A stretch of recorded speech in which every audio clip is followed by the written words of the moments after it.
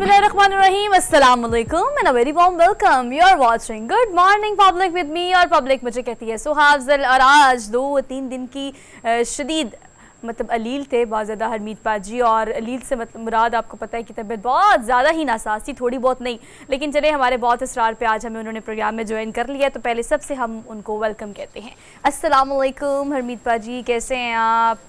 Get well soon. जी वालेकुम सलाम, सत श्री अकाल, गुड मॉर्निंग। बिल्कुल आपकी बात दुरुस्त है।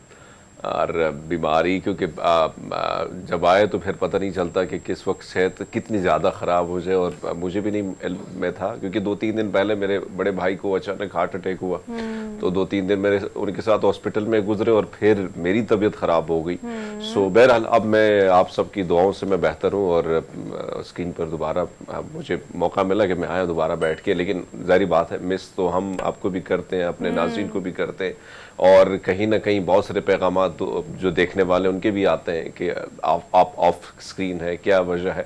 सो बहरहाल यही वजूहत होती है कि किसी वक्त बीमारी जो है वो दस्तक दे सकती है दरवाजे। बिल्कुल ठीक हरमीत, और देखिए आप कहते हैं ना तंदुरुस्ती हजार नेमत है, और हम बड़ा लाइट लेते हैं इस चीज़ को। हमें इस चीज़ का एहसास सिर्फ तब होता है जब थोड़ी सी, ज़्यादा नहीं थोड़ी सी बीमारी आती है और आप अपने रोज़मर्रा के काम करने से भी जाते हैं, तो फिर आपको अंदाज़ा होता है इस बात का कि नहीं भाई, ये जो तंदुरुस्ती है ना इसको मेनटेन करना कितना ज़रा ज़रूरी है, क्योंकि इसके साथ ही आपके सारे काम चलते हैं, वरना आप किसी काम के नहीं रहते। बट ऑल दो गेट वेल सून के मैसेजेस हमारे टीम को भी और ऑब्वियसली आपको भी बहुत सारे आए होंगे, बहुत सारे लोगों ने आपके लिए दुआएं भी की, because they want to see you on screen. So आपके साथ बाकायदा प्रोग्राम का हम आगाज़ करते हैं, और आगाज़ में सबसे पहले आप जानते हैं कि आपकी गैर मौजूदगी में एक के बाद एक ऐसे सेशंस हुए हैं कि 2, 3, 4 और 5वें राउंड के बाद फाइनली इस चीज़ का फैसला किया गया है कि अब पावर शेयरिंग फॉर्मूले के तहत जो है वो हुकूमत बनने जा रही है। वज़ारत उज़्मा के लिए शहबाज शरीफ और सदर के लिए आसिफ अली ज़रदारी इस वक्त मैदान में है। आईनी ओहदे जो दीगर हैं उसके लिए बहुत सारे नाम तो आपको पता है ऑन एंड ऑफ आ ही रहे हैं, उन नामों को भी हम डिटेल में डिस्कस करेंगे अपने पैनल के साथ। लेकिन उसके अलावा हम ये देख रहे हैं कि नून लीग कायल नहीं कर सकी। अगर ओवरऑल देखा जाए तो नून लीग पाकिस्तान पीपल्स पार्टी को इस बात पर कायल नहीं कर सकी। एक चीज जो आपने देखा होगा कि जब भी क्रिकेट मैच होते थे या गवर्नमेंट बनती थी तो बहुत बड़े बड़े पंडित, सियासी पंडित जो है उनके सामने बैठा जाता था, उनसे पूछा जाता था। बहुत सारे लोग जो है पेशन गोइयां करते थे, लेकिन हमारे पास एक ऐसा नौजवान जो है, नौजवान आप कह सकती है, अब तो नौजवान है और बड़े टैलेंटेड भी है और पॉलिटिक्स में उनके साथ है, वो जिस तरीके से पेशन गोई करते हैं और वो भविष्यवाणी जो करते हैं, तो उसके बाद हम देखते हैं वही कुछ होता है। मैं फैसल वाडा की बात कर रहा हूँ। उन्होंने कहा तस्वीर लगेगी, मुझे दिखाई दे रही है सदारती महल में आसिफ जरदारी की, और नवाज शरीफ साहब मुझे वज़ीर आज़म बनते नहीं दिखाई दे रहे। वही हुआ और आहिस्ता आहिस्ता वही हो रहा है। तो एक काम करते हैं ना, फिर हम कोशिश करते हैं कि हमारी तरफ से पैगाम है उनके लिए कि हम उनको लाइन पे लेना चाहते हैं और वो आएँ, और हमारे प्रोग्राम में भी आपको पता है एक आधी तो पेशेंट कोई मुख्तलिफ निजी चैनल्स के प्रोग्राम पे वो करते रहते हैं और अपना दीदार जो है मुख्तलिफ चैनल्स को कराते भी रहते हैं। ऑल दो हाँ ये बात तो बिल्कुल ठीक है कि पता नहीं कहाँ से, लेकिन उनकी जो भी तमाम तर प्रोडिक्शंस थी वो बिल्कुल सही साबित हुई है। लेकिन हरमीत एक प्रोडिक्शन है और एक है एनालिसिस। तो ओवरऑल अगर एनालिसिस देखा जाए तो दीगर जो भी एनालिस्ट हैं उनका कहना यही था कि पावर शेयरिंग के थ्रू ही हम हुकूमत बनती दिखाई दे रही है हमें। वो इसलिए क्योंकि अगर हम कौमी असम्बली के इस वक्त हम तमाम तर नंबर गेम को देखें तो आपको पता है इस बात का कि नून लीग के पास इस वक्त जो है वो 79, पाकिस्तान पीपल्स पार्टी के पास 54 सीट्स मौजूद हैं, और ये नंबर जो है मिलाकर 133 का बनता है, जबकि कौमी असम्बली के लिए आपको 134 का फिगर पूरा करना है। सादा अक्सरियत के बावजूद भी MQM के बगैर भी फिलहाल अभी काम आगे पीछे ही है। तो वो जो MQM है उसके लिए भी अब ये कहा जा रहा है कि 3 से 4 वजारतें हो सकता है कि शुरू में ही उनको दी जाए। तो MQM जो है वो भी अपनी बहुत सारी शराइत के साथ इस वक्त मैदान में ही है। लेकिन MQM का माजी का जो रिकॉर्ड है ना, वो आपको पता है कि वो हर दूसरे दिन नई नवेली दुल्हन की तरह मायके लौट जाती थी। थोड़ी बहुत ख्वाहिश होती और ख्वाहिश ना पूरी हो तो फिर मुश्किल हो जाता। मेरे ख्याल में यही उन्होंने रखा है कि हाँ अब तो बेहतर है कि इनकी इस झंझट से भी हमारी थोड़ी सी ना वो टेंशन हमारी दूर होगी। तो मेरे ख्याल में अभी अगर पीपल्स पार्टी ने जिस तरह वोट और कल जो प्रेस कॉन्फ्रेंस हुई है सारा कुछ हुआ है, तो उससे अंदाजा होता है कि अब उनको इतनी ज्यादा जरूरत नहीं। और राना सनाउल्लाह साहब भी पहले कह चुके हैं कि हमारी जो तीन जमातें होंगे वफाक में और 2 बड़ी जमातें इकट्ठी हो गई हैं, तो मेरे ख्याल में मुश्किलात है। तो वैसे अक़लियती गवर्नमेंट है क्योंकि काबीना में बैठने के हवाले से पाकिस्तान पीपल्स पार्टी अभी तक कोई आईनी ओहदों पर बैठने के लिए तो वह तैयार है, लेकिन काबीना में बैठने के लिए कोई तैयारी नजर नहीं आ रही। क्या वजूहत है, क्या मुस्तकबिल में मेरे ख्याल में कोई तब्दीली भी हो सकती है उसमें? बिल्कुल ठीक, मुस्तकबिल करीब में अगर हम कहें तो बिल्कुल ठीक होगा, क्योंकि अब मामलात फाइनली ग्रेजुअली जो है वो आगे बढ़ना शुरू हो गए हैं। बट ऑल दो इस चीज़ के बारे में हम रोज़ाना बात करते हैं, तो आज भी लाजिम होता है हम पे इसके बारे में बात करना कि हम बात करें पाकिस्तान पीपल्स पार्टी और नून लीग की मिल के मुश्तरका तौर पर हुकूमत बनाने की। लेकिन अगर हम बात करें पाकिस्तान तहरीक इंसाफ की, तो उनके अगर हम ओवरऑल तमाम तरह रहनुमाओं की बात करें ऑन ऑफ मुख्तलिफ चैनल्स में, अगर वो इंटरव्यू हो या अब इस वक्त तहरीक इंसाफ के चेयरमैन, एक्स चेयरमैन बल्कि अगर कहें तो ठीक होगा, इमरान खान से मुलाकात के बाद जब वो मीडिया टॉक करते हैं तो बार बार उनका कहना यही है कि अवामी मैंडेट हमारे पास है, तो वज़ीर आज़म किसी और का कैसे आ सकता है। मौलाना फजलुर रहमान, और उसके बाद हमने देखा कि तहरीक इंसाफ ने फैसला किया कि हम अपोजिशन में बैठेंगे, और एक दिन बाद ही एक बार फिर से हमने देखा कि उन्होंने ये क्लेम किया कि नहीं भाई हम तो हुकूमत बनाएंगे और उसके लिए हमारे पास अवामी मैंडेट मौजूद है। एक और बड़ी अहम चीज़ हरमीत जिसके बारे में हमने कल भी बात की है, अभी पाकिस्तान तहरीक इंसाफ की तरफ से जो इलेक्शन कमिश्नर है उनका इस्तीफ़ा मांगा जा रहा है और कहा जा रहा है कि ये बेस्टेस्ट टाइम है आपका इस्तीफ़ा देने का, क्योंकि ओवरऑल जो फॉर्म 45 और फॉर्म 47 के हवाले से बातचीत की जा रही है उस पर सुप्रीम कोर्ट जाने का भी फैसला किया है पाकिस्तान तहरीक इंसाफ ने। तो ये सारी चीज़ें ओवरऑल सिनेरियो में चल रही हैं। लेकिन अगर हम बात करें पावर शेयरिंग फार्मूले की, तो एक बात तो हरमीत माननी पड़ेगी, और वो ये कि नून लीग पाकिस्तान पीपल्स पार्टी को इस चीज़ के लिए कन्विंस नहीं कर सकी कि आपको काबीना में बैठना पड़ेगा। उन्होंने कहा कि वजारत उज़्मा के लिए वोट हम आपको देंगे। जो चीजें सामने नजर आ रही हैं, एक तो आपने इलेक्शन कमिश्नर के हवाले से बात की, तो उसमें कोई शक नहीं कि एक मुतनाज़ा रोल उनका रहा है। तकरीबन 2 साल से हम देख रहे हो जिस तरीके से वो फैसले दे रहे हैं, और फैसलों से अंदाजा होता है, जबकि आपके फैसले जो आप फैसला लिखते हैं और फैसले जब अवाम में जाते हैं तो उसमें जो रद्द-ए-अमल, वो जो तासुर शामिल होता है, उसी पर ही रिएक्शन आता है। और मेरे ख्याल में पाकिस्तान तहरीक इंसाफ या दीगर जमातें जो डिमांड कर रही हैं, क्योंकि जो इलेक्शन हुए वो आपके सामने कि जिस तरीके से इसमें धांधला हुआ वो किससे ढकी छुपी बात नहीं है। अगर हम मेन स्ट्रीम मीडिया बात हमने की भी है, लेकिन हमने इंटरनेशनल मीडिया को इस बार इतना इन्वॉल्व देखा कि उस पर बाकायदा डॉक्यूमेंट्रीज बनी, फाफिन की रिपोर्ट्स हमारे सामने है। सो अभी फॉर्म 45 के बावजूद जानबूझकर चीजें डिले करने की कोशिश इसलिए की जा रही कि उसमें मजीद आने वाले दिनों में भी गड़बड़ की जा सके। तो सवालिया निशान तो बनते हैं, लेकिन आपने बात दुरुस्त की कि अब मामला जाएगा सुप्रीम कोर्ट पर भी बर्डन बनेगा, क्योंकि इसके बाद फिर फॉर्म 45 लेकर बड़े कैंडिडेट, आपको पता है कि 3 हलकों का मामला इस्लामाबाद में रोक लिया गया है। इसी तरह मेरा जो हलका है शांगला, वहां से तो बड़ी अक्सरियत से पीटीआई जीत चुकी है, जो वहां के कैंडिडेट है। अमीर मुकाम जिस तरीके से हारे, वो फॉर्म 45 तो मेरे पास ही मौजूद है, तो इसमें कोई शक नहीं है, लेकिन जानबूझकर इन चीजों को डिले किया जा रहा है। अब आपने दोस्त बात की काबीना में शमूलियत, क्योंकि बिलावल भुट्टो साहब जो थे, उन्होंने जो बयानिया बिल्ड किया, कहीं ना कहीं पीटीआई के लोगों उन्होंने अपनी तरफ अट्रैक्ट किया, माइल किया, और वो नून लीग के खिलाफ बड़ी जबरदस्त तरीके से खेले। लेकिन अपने वालिद साहब से कुछ मजबूरियां ऐसी होती हैं कि फिर उन्होंने उनको बैठना पड़ा, लेकिन चेहरे के तासुरात भी कल उनके बता रहे थे।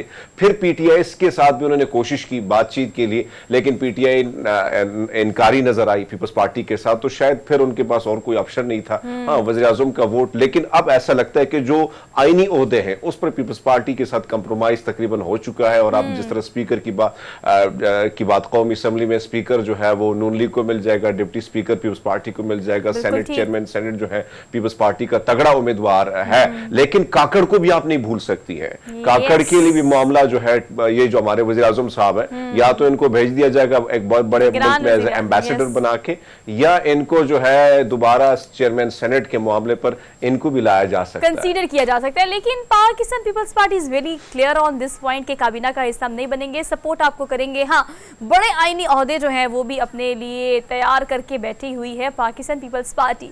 सो इन तमाम चीज़ों के बारे में हम बात करेंगे। एक छोटी सी ब्रेक हमने लेनी है, वापस आते हैं ब्रेक के बाद। Keep watching. Good morning public.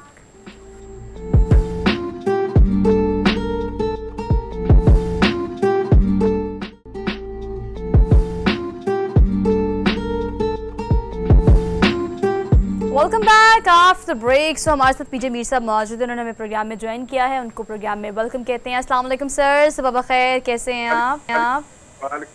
Good morning sir, good morning, thank you so much for joining us for Good morning Public. Sir, ये पावर शेयरिंग फॉर्मूला फिक्स हो चुका है, 4-5 राउंड के बाद finally we are on this point, लेकिन आप इस बात पर क्या कहेंगे कि Pakistan Peoples Party is very clear on this, और इस बात पर वो नून लीग को कन्विंस नहीं कर सकी कि काबीना का हिस्सा हम नहीं बनेंगे, बट आपको हम वज़ीर आज़म बना देते हैं, वज़ारत उज़्मा के लिए इट्स ओके, हम आपको वोट देंगे।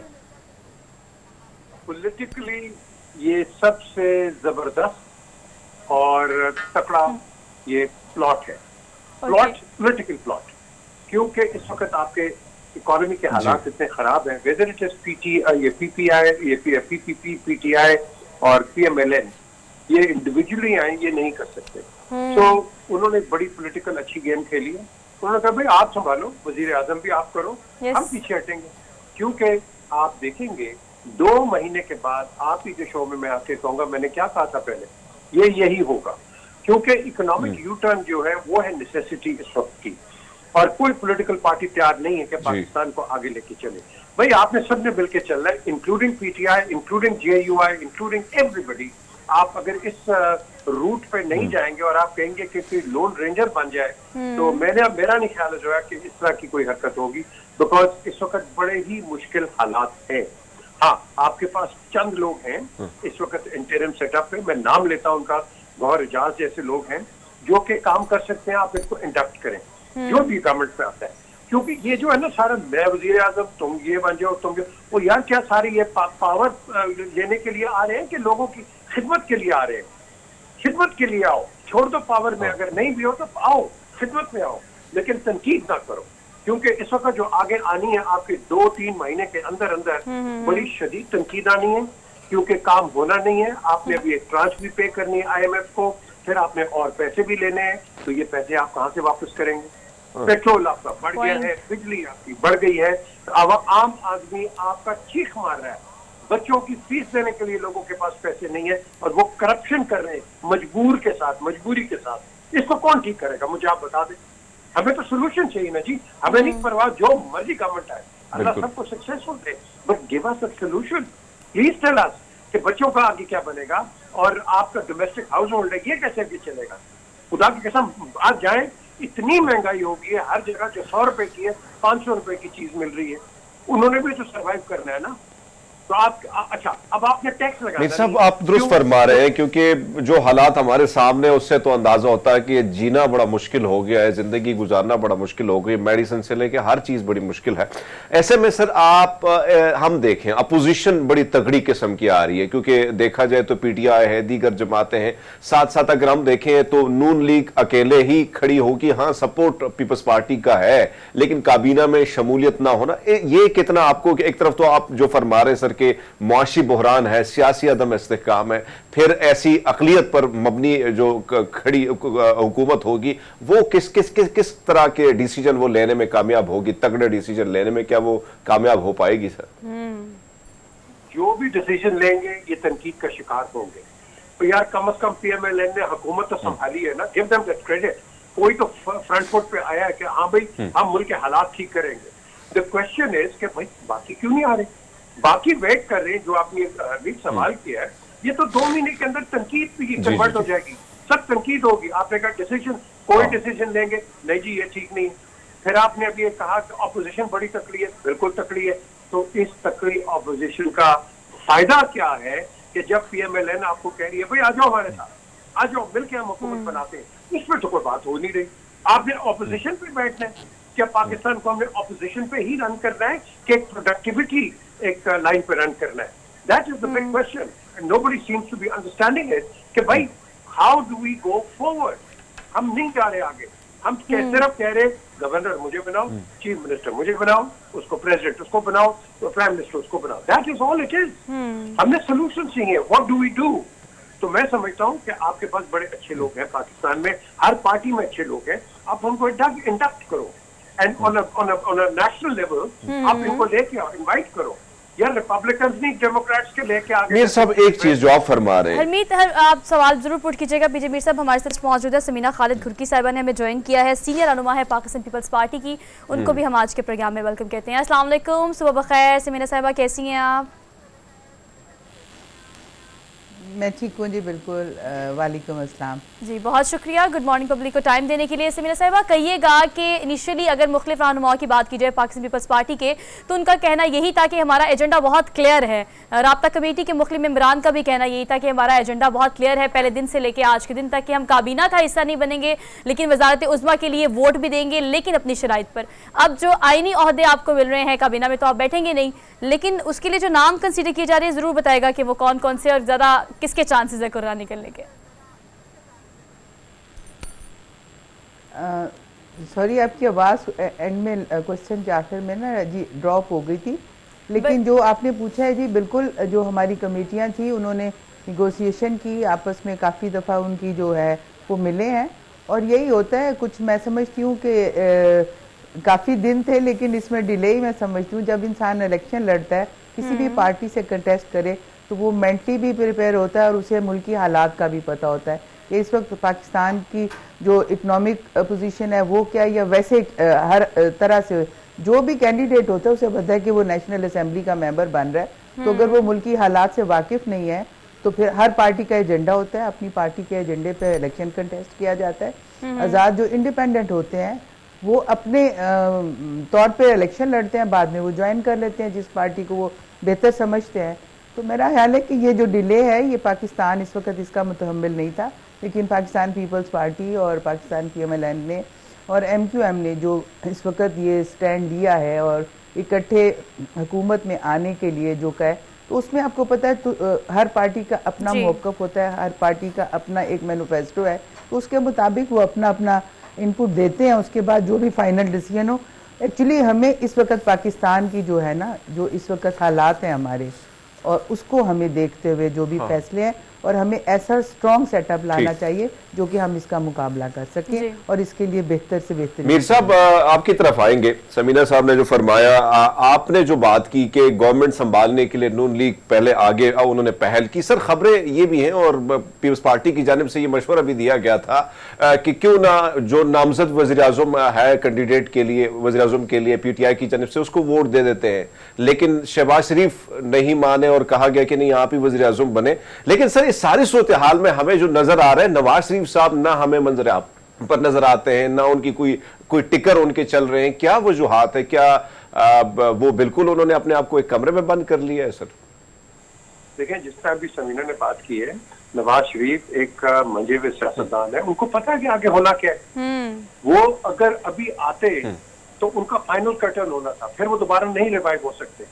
अब अल्लाह उनको जिंदगी दे, अगले इलेक्शन में रिवाइव हो सकते हैं, लेकिन वो वक्त आपको बताएगा। लेकिन इस जिसको हम अंग्रेजी में कहते हैं क्वैगमायर या दलदल, इस दलदल में सारी पार्टीज डर रही हैं, क्योंकि देखो ये कोई आम मसला नहीं है पाकिस्तान का। आपका $271 बिलियन यार आपने देना है, कहां से दोगे आप? $1100 एक आदमी पे लगा हुआ है, कहां से वापस करोगे ये? आपकी इंडस्ट्री चल रही है, SMEs चल रही हैं, आपका एक्सपोर्ट बढ़ा है, आपका इंपोर्ट क्या कर रहे हो आप? तो ये सारी चीजें जो है, इसको आपने मद्देनजर रखना है। इसीलिए पीपल्स पार्टी जो मैं कह रहा हूँ, वो पॉलिटिकली क्यों आगे आएगी? क्योंकि वो आगे आती है तो वो मार खाएगी। मुझे तो याद है पिछली कोalition के अंदर नवाज शरीफ बाहर आ गए थे, क्योंकि ये दोनों लाइक माइंडेड नहीं है, हर इन दोनों का अपना नजरिया है, and that should be respected. So what needs to be done again is to make sure कि जो भी आए भाई, तुम उसको तनकीद का निशाना न बनाओ, but be supported of the government, be supported. अच्छा पीजे मीर साहब, आप बिल्कुल ठीक कह रहे हैं, लाइक माइंडेड होना बहुत ज़्यादा ज़रूरी है अगर आप मुश्तरका हुकूमत बनाने जा रहे हैं। समीना खालिद साहिबा, ये बताइएगा कि हमने PDM की 16 माह की हुकूमत भी देखी, हमने बिलावल को भी इक़्तिदार में देखा, हमने शहबाज शरीफ को भी देखा, हमने देखा कि उस वक्त बड़े अच्छे से एक दूसरे को थपथपाते थे कि आप लोग अच्छा काम कर रहे हो, और बड़ी अच्छे तरीके से आप लोगों ने पॉलिश करके इस वक्त बिलावल को बहुत लंबे अरसे उन्होंने कैंपेन चलाई और बड़ी ज़बरदस्त चलाई है, बहुत जलसे किए उन्होंने। लेकिन अब आप क्या समझते हैं, आपका मैनिफेस्टो जो है वो डिफरेंट है, आपका माइंड डिफरेंट है, आपका जमहूरी अमल आगे बढ़ाने का तरीका डिफरेंट है, तो किस तरह से मिलकर इस मुशतरका हुकूमत से मुल्क की मसाइल को निकाला जाएगा? क्योंकि चैलेंजेस बहुत बड़े हैं आप सबके सामने। जी बिल्कुल, इसमें तो कोई शक नहीं है कि चैलेंजेस बहुत बड़े हैं, लेकिन आपको पता है कि 2008 से लेकर 2013 तक हमारे पास मेजॉरिटी नहीं थी, पाकिस्तान पीपल्स पार्टी की गवर्नमेंट थी, लेकिन उसने जब अलायंस जिनके साथ किया, तमाम पार्टीज़ के कंसेंसस के साथ तमाम किया। लेजिस्लेशन जितनी उस वक्त हुई, उसके बाद आज तक दोबारा उतनी लेजिस्लेशन नहीं हुई 5 इयर्स में।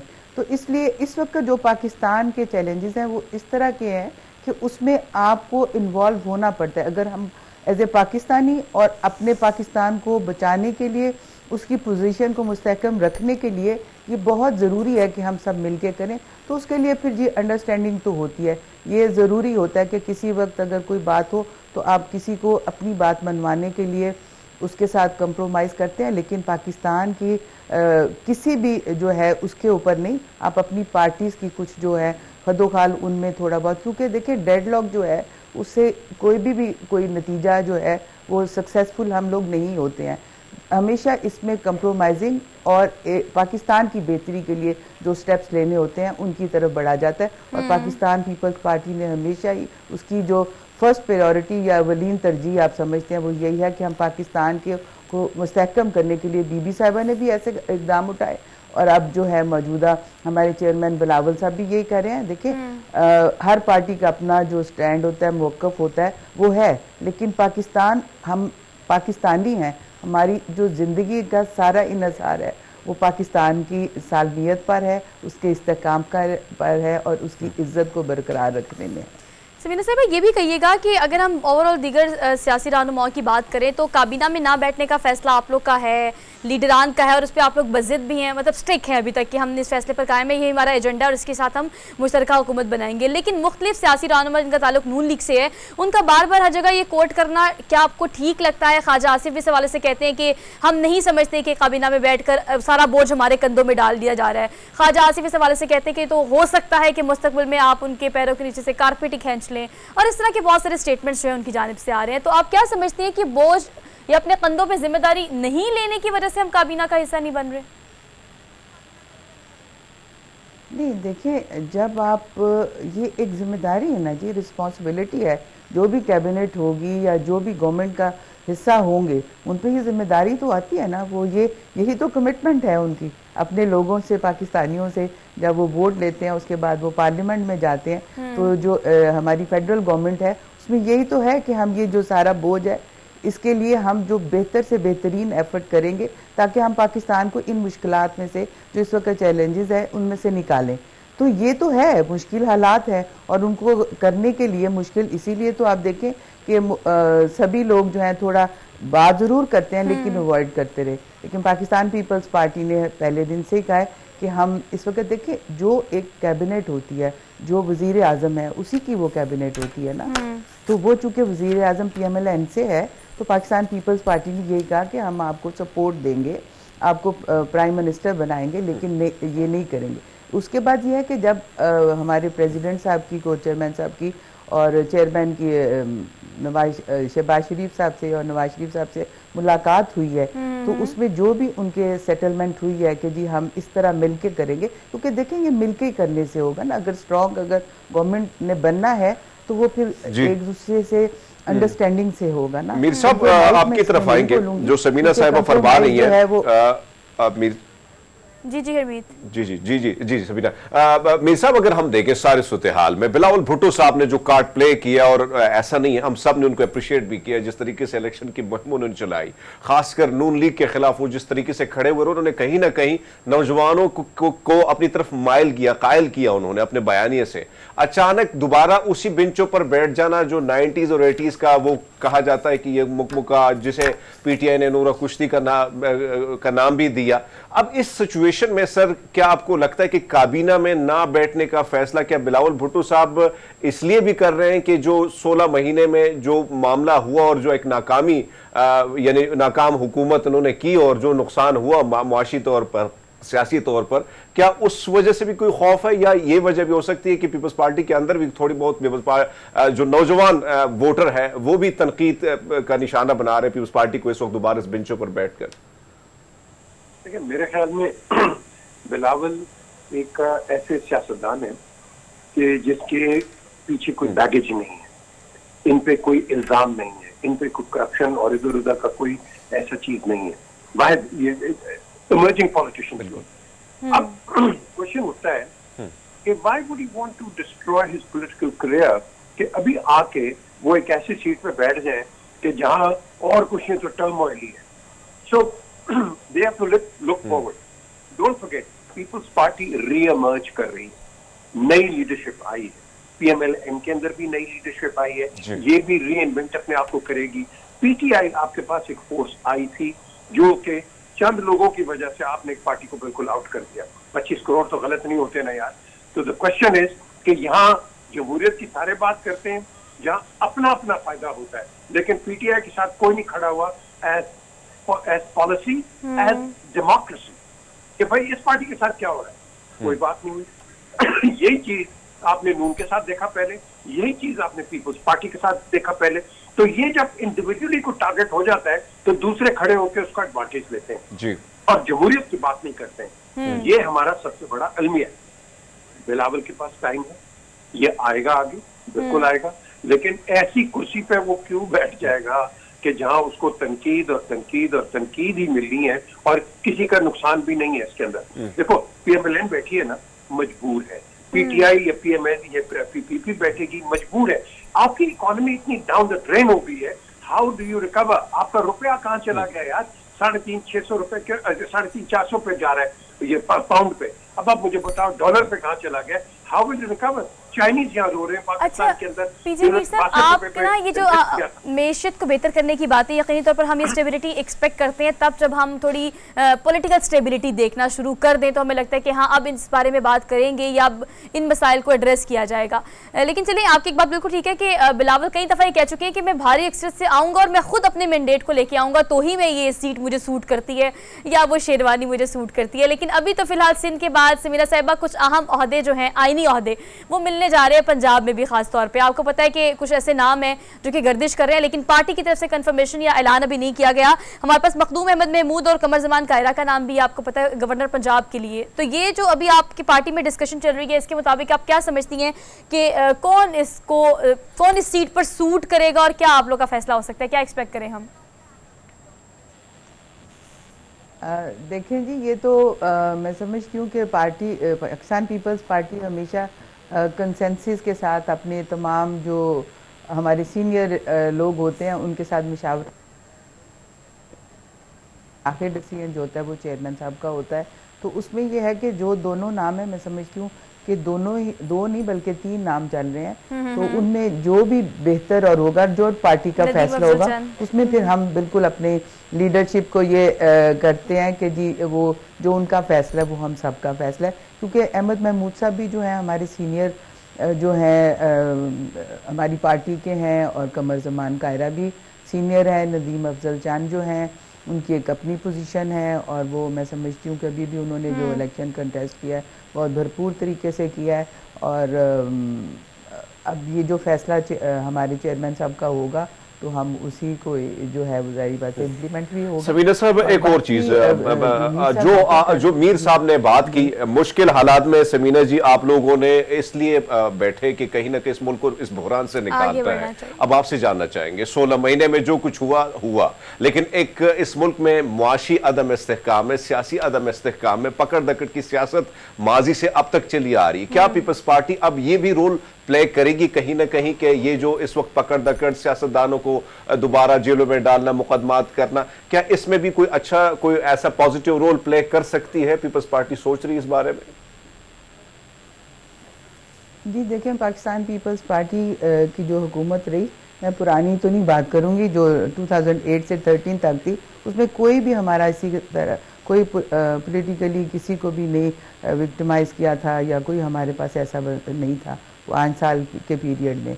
पाकिस्तान पीपल्स पार्टी ने कभी भी किसी भी, क्योंकि देखें सियासत सबका अपना हक होता है, हर पार्टी का अपना है कि जी वो किस तरह अपने जो पॉलिटिकल पार्टीज़ को उसको करती हैं और अपना इलेक्शन कंटेस्ट। लेकिन मैं एक थोड़ा सा आपके साथ शेयर करूंगी कि देखें ये जो 18 माह की हुकूमत थी उस पर सबसे ज़्यादा तो पंजाब में असरात हुए और लाहौर में।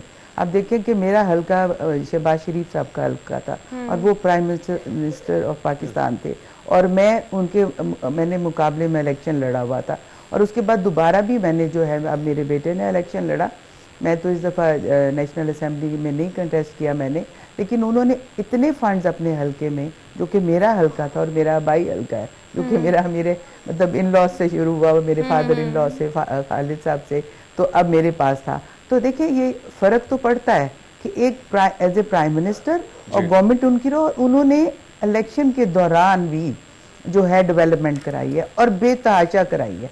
लेकिन मैंने उसके लिए क्योंकि मेरी सोच थोड़ी फ़र्क है, और इसके असरात देखें पाकिस्तान पीपल्स पार्टी के कैंडिडेट्स पे आते हैं, लेकिन हम मुल्क की बेहतरी के लिए कदम आगे बढ़ाते हैं। जो हमारी लीडरशिप हमारे से मशावरत के बाद फैसले करती है, फिर हम उस पर इम्प्लीमेंट करते हैं, और बिल्कुल कॉन्फिडेंस के साथ और खुश दिली के साथ कभी भी हमने किसी, जब हमारी लीडरशिप ने डिसीजन ले लिया है तो फिर हम सब पूरी एक टीम की तरह उनके साथ उनकी सपोर्ट बनते हैं। अच्छा समीरा साहिबा, सॉरी फॉर इंटरप्शन, लेकिन चलिए इसी बात पे बता दें, जैसे कि आपने ये कहा कि ये आपका आबाई हल्का है, बड़ी देर से खानदान और नस्ल दर नस्ल ये सिलसिला चलता आ रहा है, पंजाब की सियासत से बड़ी बाखूबी वाकिफ़ हैं आप इस वक्त क्या समझती हैं? नून लीग के साथ बड़े अहम ओहदे मिलने जा रहे हैं पंजाब में, तो उनके साथ मिल के एक वर्क रिलेशन जो होना चाहिए, या जैसे पहले मीर साहब बात कर रहे थे कि लाइक माइंडेड होना बहुत ज़्यादा ज़रूरी है, तो आप क्या एक्सपेक्ट करिए, क्या समझती हैं, आसान होगा ये नून लीग के साथ मिलकर काम करना पंजाब में? क्योंकि अब तो पंजाब में, सिंध से पंजाब में अच्छी सीट्स मिल रही हैं। देखिए, ये हालात और वक्त होते हैं। पिछले कोई साल पहले, या आई थिंक कुछ महीने ही हुए हैं, जो कि नून ने लाहौर से और पूरे पंजाब से 18 सीटें हारी थी और 1 जीती थी। तो ये अप्स एंड डाउन आते हैं। 2002 में इनके पूरे नेशनल असेंबली में 17 सीटें थी, जबकि पाकिस्तान पीपल्स पार्टी की उस वक्त भी 90 से ज़्यादा थी, जो कि हमारा पेट्रियट बाद में बना हमारी से। तो इसलिए ये जो है ये मतलब होते हैं। इस वक्त पंजाब में ये है कि वो नवाज शरीफ साहब वापस आए हैं, 5 साल उनकी पोजीशन फ़र्क थी, अभी फ़र्क है, लेकिन उनके आप देखें ना कि मैं समझती हूँ कि रूट्स यहाँ पे है ना, लाहौर में स्पेशली, और अगर कंपटीशन और सही इलेक्शन फेयर होते तो मेरा नहीं ख्याल हम सीट लूज करते। बिल्कुल ठीक जी। हरमीत मीर साहब, एक और चीज, इस वक्त जो सूरत हाल है पंजाब में, आपके में कल जिस तरह मरियम नवाज साहबा ने तकरीर की, और इस वक्त अगर उनकी पॉलिटिक्स को देखा जाए मीर साहब, तो बड़ी एग्रेशन उनमें पाई जाती है, बड़ा उनका बोलने का ढंग हो या एक्शन लेने का। ऐसी सूरत हाल में असर आपको क्या लगता है? अपोजिशन तगड़ी है, मरियम नवाज साहबा की एग्रेशन जो है वो नुकसानदेह साबित होगी, या कहीं ना कहीं कोई मामला ठीक दुरुस्त? क्योंकि अगर पंजाब की बात की जाए तो यहां से तो रास्ता निकलता है वफाक की तरफ। बड़ा अच्छा सवाल किया आपने हरमीत। ये जो बिटरनेस है ना, ये जो एग्रेसिव स्टेटमेंट्स आती हैं, ये स्टेटमेंट्स किसी पार्टी की तरफ से मुनासिब नहीं है। सब पाकिस्तानी हैं, सब बहन भाई हैं, आपको एक तहम्मुल से एक दूसरे के साथ इंटरेक्ट करना चाहिए, जो पहले होता था अब नहीं है, अब बदतमीजी है।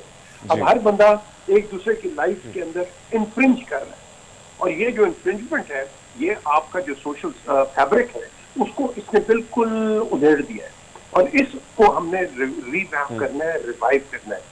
मैं अगर 2-4 अल्फाज कर दूं कि वही वो रीगल चौक के ऊपर मैं इनका आसिफ जरदारी का पेट फाड़ दूंगा 40, क्या हुआ? इकट्ठे बैठ के दोबारा तो ऐसी अल्फाज क्यों इस्तेमाल करें? इधर से बिलावल ने भी कहा मैं ये कर दूंगा वो कर दूंगा, तो ये सारे बैठ गए। देखो, हमने अपने आप को एज ए नेशन अपने आप को जज कर रहा है, नॉट एज इंडिविजुअल पार्टीज भी nothing.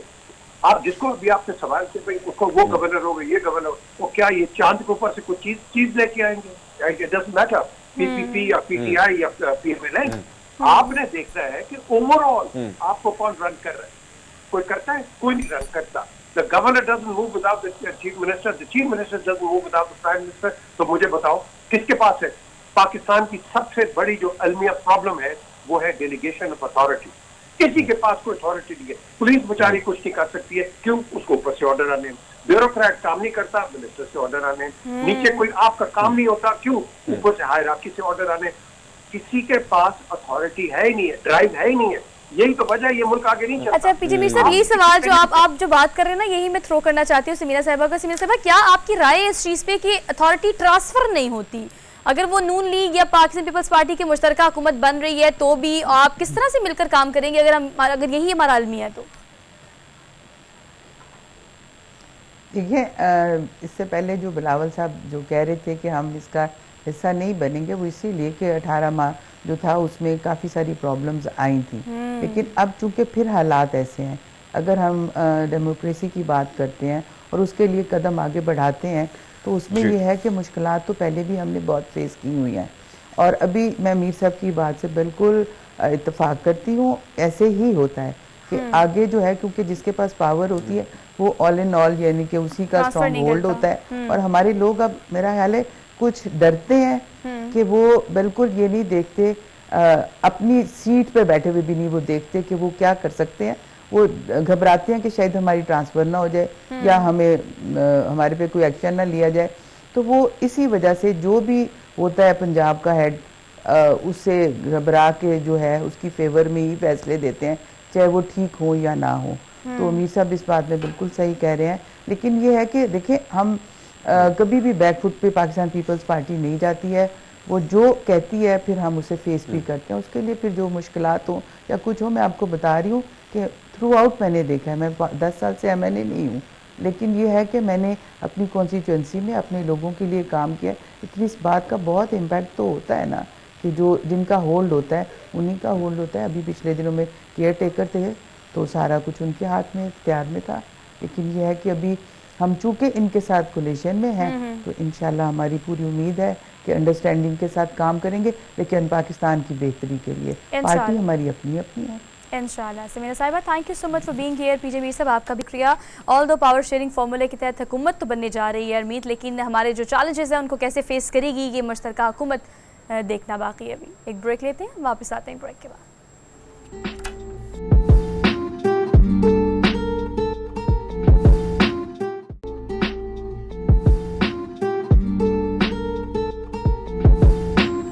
Welcome back after the break. So we are in the second hour of the show और अब हम बात करेंगे पाकिस्तान सुपर लीग सीजन 9 की। हरमीत, अब तो मुझे डर लगना शुरू हो गया, वो इसलिए कि बड़ी ग्रैंड ओपनिंग लाहौर में हुई थी। लाहौर कलंदर्स का पहला मैच था, तो मुझे लगा चलो कोई बात नहीं, एक मैच हार गए, फिर उसके बाद सेकंड मैच के बाद लगा कोई बात नहीं, आहिस्ता आहिस्ता फॉर्म में आ रहे हैं। लेकिन जनाब अब जो आपका मैच है वो तीसरी दफ़ा भी आप हार गए हैं, तीसरी दफ़ा आपको नाकामी हो रही है। खैर, लाहौर कलंदर्स के अलावा अगर हम बात करें दीगर तमाम तर टीम्स की, तो वो बड़ा अच्छा परफॉर्म कर रही हैं। कल हमने देखा कि कराची किंग्स ने बड़ी ज़बरदस्ती विक्ट्री ली और फिर मुल्तान सुल्तान ने भी अच्छा जो है ना वो कामयाबी अपने नाम की।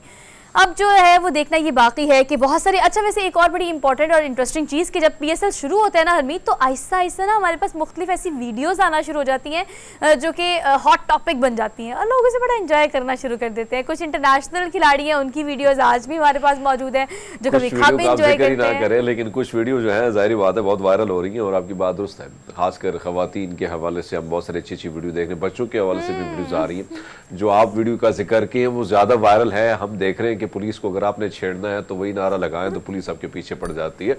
सो वो चीजें भी नजर आ रही हैं। लेकिन इस बार जो हम देख रहे हैं, आपने लाहौर की बात की, तो लाहौर को जो मुसलसल हम देख रहे हैं कि नाकामी का सामना है, तो जिस तरह देखा हमने पेशावर ज़ल्मी को भी देखा, वो भी कुछ इस तरह की उनकी परफॉर्मेंस हमें नजर है। हालांकि बाबर को अगर आप देखें तो जिस तरीके से उनकी परफॉर्मेंस है, पूरी टीम पर उनकी परफॉर्मेंस सबसे ज्यादा हावी है, लेकिन उसके बावजूद हम ये नहीं देख पा रहे कि कोई और जगह से कोई अच्छी परफॉर्मेंस करता हुआ नजर आए।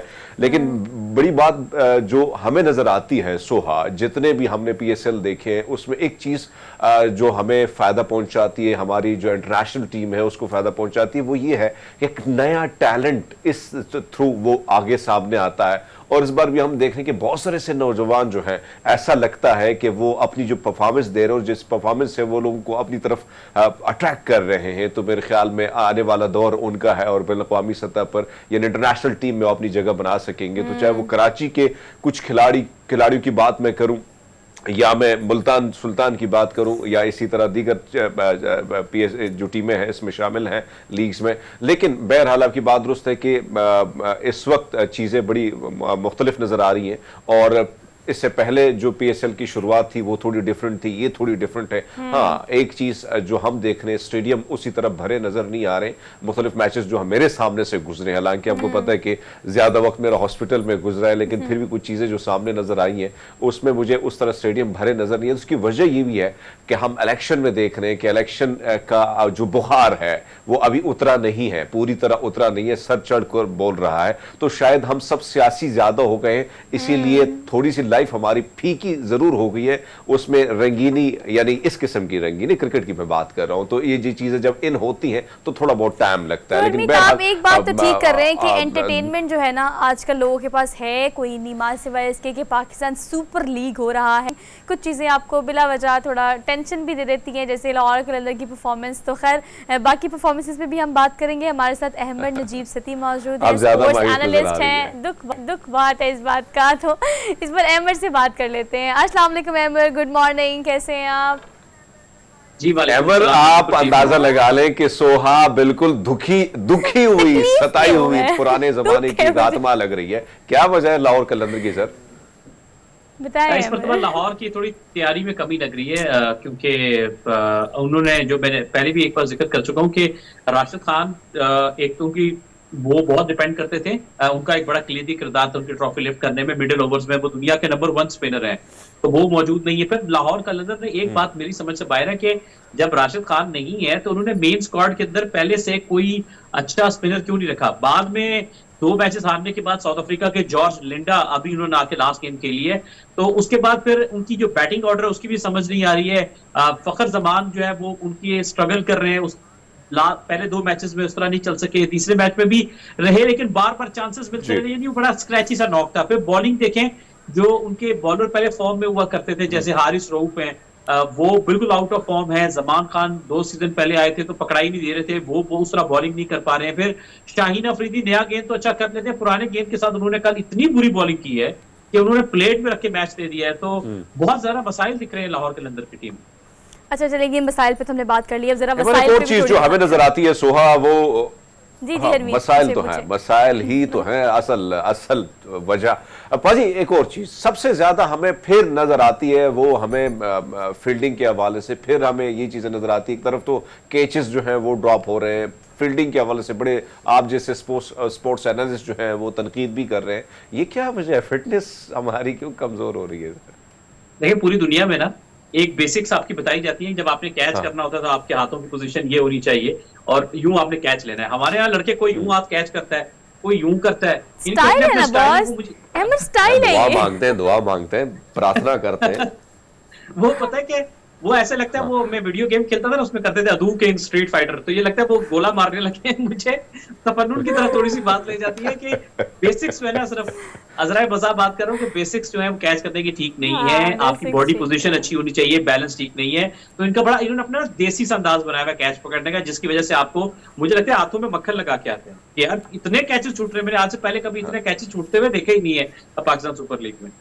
अच्छा मुल्तान सुल्तान्स पे जरा कमेंट करें ना, मतलब सुल्तान्स जो हैं वो काफ़ी ज़्यादा एक्टिव भी हैं और उसके साथ साथ हम देखते हैं कि बड़े पॉलिश्ड होके, आप जैसे कल भी कह रहे थे, परसों भी शायद आप हमारे साथ थे, आपने कहा कि बड़े लंबा अरसा काम किया है इन्होंने अपनी तमाम तर कमियों पे, तो अब आप किस तरह से देखते हैं इनकी परफॉर्मेंस को? कल भी देखिए विक्ट्री ली है इन्होंने।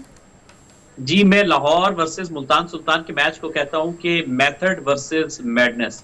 Multan Sultan very calculated team, very professional team, बहुत ही तैयारी के साथ और बड़ी पिन पॉइंट चीजों को करके आते हैं, और लाहौर कलंदर है मैडनेस, मतलब दे मार 4.5, यानी मतलब उनका एक अपना एक स्टाइल है खेलने का। तो मुल्तान बहुत आउटस्टैंडिंग टीम है टेक्निकली, अगर कोई सबसे ज्यादा करेक्ट क्रिकेट खेलती है, सबसे ज्यादा परफेक्ट क्रिकेट खेलती है पूरी सुपर लीग में, तो वो मुल्तान सुल्तान है। इसी वजह से वो उनकी जो डोमिनेंस का जो सिलसिला है वो जारी है।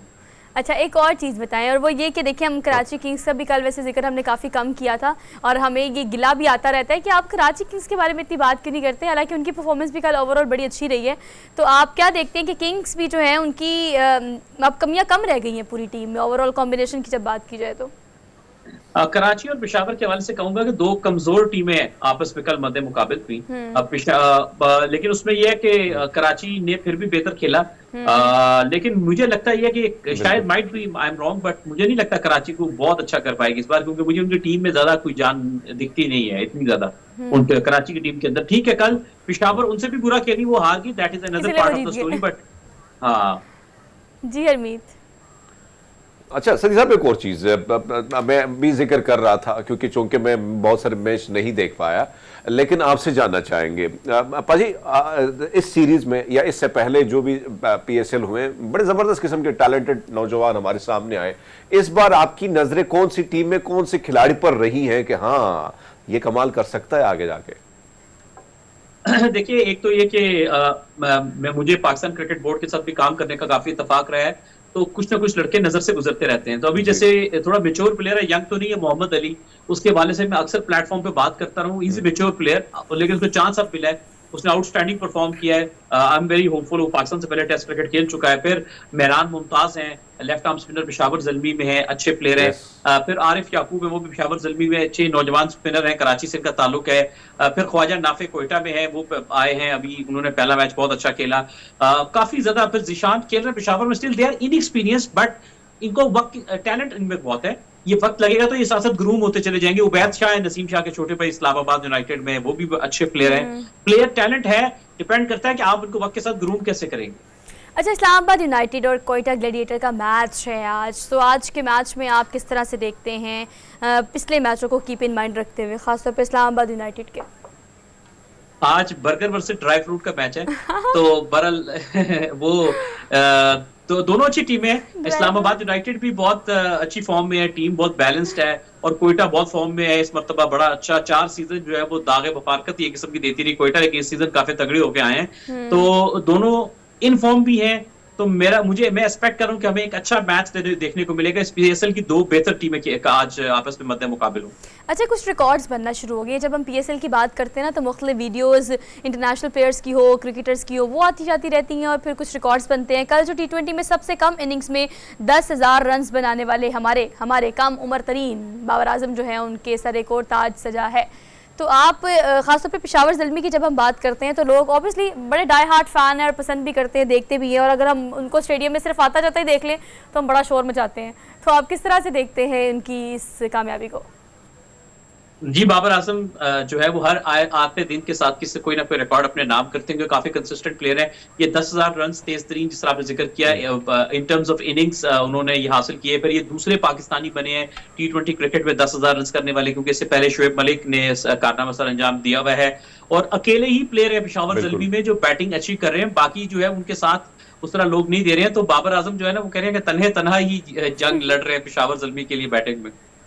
जी हरमीत एक अकेले लड़ रहे हैं सर बाजी। एक और चीज अब बाबर की हमने जिक्र किया, और जिस तरह आपने फरमाया कि पेशावर की अगर बात की, जो एक अकेले वो तन्हा लड़ रहे हैं, लेकिन अब ये वाली परफॉर्मेंस जो है आगे जाके जाहिर बात है जून में हमने वर्ल्ड कप में भी कदम रखना है, तो बाबर के लिए कितना इसका साथ, क्योंकि इससे पहले जो हमने देखा टेस्ट मैच में दीगर चीजों में थोड़ी बहुत चीजें उनकी पर्सनैलिटी पे खेलते हुए कहीं ना कहीं हमें चीजें नजर आई, झलक नजर आई कि प्रेशर बहुत ज्यादा है, कितना प्रेशर कम करके आगे निकल जाएंगे भाई? जी, थोड़ा मुश्किल वक्त रहा बाबर पे, स्पेशली टेस्ट क्रिकेट में, कि वो परफॉर्म उस तरह से नहीं कर सके थे, लेकिन I think it's a sign of a good relief कि वो T20 में अच्छा कर रहे हैं। अभी रिसेंटली न्यूजीलैंड में हम जब गए थे तो वहां बाबर ने अच्छे रन्स किए, फिर आप देखिए कि पाकिस्तान सुपर लीग में वो अच्छा खेल रहे हैं।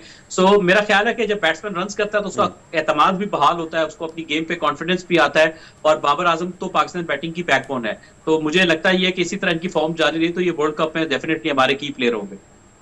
अच्छा, मुझे एक और चीज़ बताएं, अगर हम ओवरऑल देखें, आगे हम मैचेस को एक्सपेक्ट कर रहे हैं, मुल्तान में भी हो रहे हैं, लाहौर में भी हो रहे हैं, ओवरऑल सिनेरियो भी काफ़ी अच्छा बिल्ड हमने कर दिया है, कुछ कामयाबियाँ कुछ नाकामयाब मिल के समेट रहे हैं, लेकिन लोग एंटरटेन हो रहे हैं। जैसे हरमीत शुरू में कह रहा था कि सियासी हो गए हम बहुत ज़्यादा, तो अब वो मैच वाला वो बुखार या फीवर जो है ना, वो शुरू में था काफ़ी, लेकिन पता नहीं अब लोग स्लो क्यों हो गए हैं। अगर ऑन ग्राउंड रिव्यू की बात करें तो ऑब्वियसली आपका एक एनालिसिस है इस पर, अब जो है लोगों का इंटरेस्ट पाकिस्तान सुपर लीग में शुरू में तो हमने बहुत देखा, अब आपको लगता है कि आहिस्ता आहिस्ता प्लेयर्स की वजह से या टीम्स के इस कॉम्बिनेशन की वजह से लूज हो रहा है? देखिए, इसमें सच बोलूं कि झूठ बोलूं? हाय, सच बोल रहे हैं, सच बोल रहे हैं। आप पहले कौन सा झूठ बोल रहे हैं? अच्छा, इसमें एक होता है लोगों को खुश करने वाली बातें, एक होती है सच्ची बातें। अच्छा। सच्ची बात यह है कि देखिए, पाकिस्तान जो सुपर लीग है ना, ये जब शुरू हुई थी वहां से इन टर्म्स ऑफ ब्रांड बड़ी हुई, इसके जो broadcast right, media rights, in terms में तो ये तरक्की करती चलेगी। लेकिन I am really sorry to say probably the reason behind that is के पाकिस्तान क्रिकेट बोर्ड में स्टेबिलिटी नहीं है, फ्रीक्वेंट चेंजेस की वजह से शायद प्लान एग्जीक्यूट नहीं हो रहे, लेकिन हम वहीं के वहीं खड़े हैं। हमारे पास पहले 2-3 सीजन में तो फिर भी अच्छे प्लेयर आ जाते थे, अभी आपके पास या तो जो माजी के सुपरस्टार आते हैं, ज्यादा बड़े नाम आपके पास नहीं आते हैं। जब आपके पास ज्यादा बड़े नाम नहीं आते हैं तो आपकी लीग की वर्ती बनती है, और इस वजह से आपकी लीग रुक के रह गई है, स्टक होके रह गई है। देखिए, आपका नवा सीजन है, आप एक उर्दू में कमेंट्री नहीं कर सके, हमारा पड़ोसी मुल्क जो है वो 7 से 8 बड़ी पूरी जुबानों में अलग कमेंट्री करता है, एक्सेप्ट इंग्लिश। आप देखिए, जब तक आप तामिल में ऐसी कमेंट्री करते हैं कि मजा आ जाता है बाजी। सुना दूं अगर आप चाहें, इतना पाक रहेंगे भैया, इतना साफ रहेंगे, इतना अलग तो कमाल कर रहे हैं सर। हाँ, तो मैं ये आपके साथों से कहूंगा कि अब जो है पीएसएल एक जगह पे रुक गई है पिछले काफी सीजन से। आप इसके वेन्यू बढ़ नहीं रहे हैं, इसकी क्वालिटी में इंप्रूवमेंट नहीं हो रही है, अच्छी प्लेयर नहीं आ रहे हैं, कमेंट्री में आप जो है वो कोई मजा नहीं है, आप नीम हकीम किस्म की कमेंट्री करवाते हैं, तो बहुत ज्यादा चीजों को बेहतरी की गुंजाइश है, मैं ये समझता हूँ। अच्छा अहमद, आप ठीक बातें सर कर ही आपको रहे नहीं हैं। लगता सती साहब, एक और चीज जो हम देखते हैं, खासकर जो नौजवान है, नौजवान जहां जाते हैं जो नारा लगाते हैं उनकी मर्जी है, लेकिन वहां पे भी हम देख रहे हैं कि पकड़ दकड़ है, तो या यही वजह भी हो सकती है कि पकड़ दकड़, पुलिस जहां थप्पड़े मारे नौजवानों को, जहां ये, तो शायद ये वजह भी असर पड़ सकती है, क्योंकि क्राउड जाता है तो अपना नारा है मुख्तलिफ स्टेडियम में वो लगाते हैं।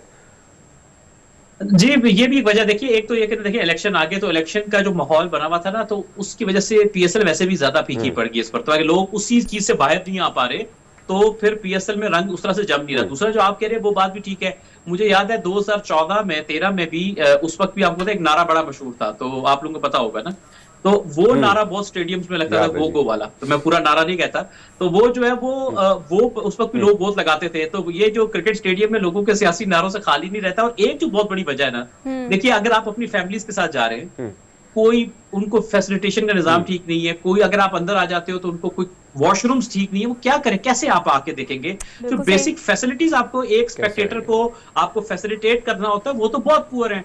तो मेरा ख्याल है कि हर मद में हमें अभी बहुत काम करने की जरूरत है, हर तरह से। सारे फैक्टर्स जो आप लोग भी बता रहे हैं बिल्कुल ये जेन्युइन फैक्टर्स हैं और इनमें बहुत ज्यादा इंप्रूवमेंट की गुंजाइश है। अच्छा, एक और फैक्टर बड़ा इंपॉर्टेंट है जिसके बारे में हम परसों भी शायद बात कर रहे थे अमर, और वो ये था कि लोकल क्रिकेटर्स जो हैं, जो कम से कम हम देखते हैं कि जहां दाद की हमने कल बात की, हमने एक दो और खिलाड़ियों की बात की, 8-9 साल का सक्सेसफुल करियर, सक्सेस स्टोरी कहा जा सकता है, जिसमें बहुत मेहनत की, बड़ी सारी चीज़ें देखी। ऑस्ट्रेलिया के खिलाफ भी हमने उनको टेस्ट सीरीज में मौका दिया, वहाँ पे भी ऐसे उन्होंने कोई इतना अच्छा नहीं खेल के दिखाया, लेकिन अब चीज़ें अच्छी चल रही हैं, अच्छा हम देख रहे हैं। तो लोकल जो हमारा क्रिकेटर है उसको प्रमोट करने के लिए प्लेटफॉर्म को कितने अच्छे तरीके से यूटिलाइज किया जा सकता था, और क्या हम इसको कैश कर रहे हैं?